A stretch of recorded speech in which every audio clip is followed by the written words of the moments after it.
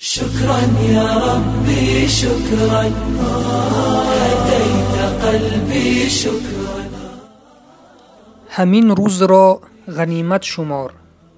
به نام خداوند بخشنده و مهربان. وقتی که خداوند به تو سحر را هدیه فرمود، در انتظار شب مشو. پس کفایت هست که الان در دم صبح قرار داری. بدان دیروزی که رفت با تو نیست و آن ابدی رفت. همین روزی را که آفتاب شعله گرم و نوری نرمش را به تو می بخشد غنیمت دان. همیشه به آن باور باش که روزی تو فقط همین روز است. کوشش نما که در همین روزت کاری خوب انجام بدهی. به امثال نمازی با حضور دل، تلاوت آیت‌های ربانی، خلق نیک و کمک به مظلوم و صله سر یتیمان. ضرور است که به لوحه دل بنویسی همین روزت را غنیمت شمار. چون امروز نانی گرم و نرم و با لذت می خوری، آیا تو را هوس خوردن نان قاق دیروزه و نان ترش پگاه در دل هست؟ نه.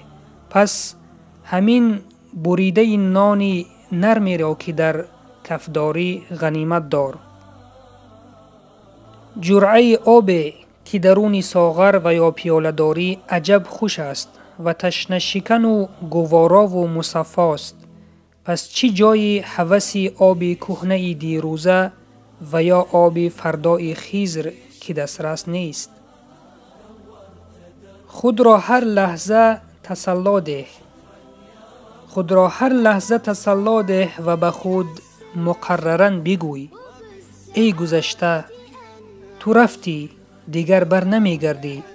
مرا ابدی ترک گفتی، دیگر فکرت نمی کنم. ای آینده، تو در عالم غیب هستی.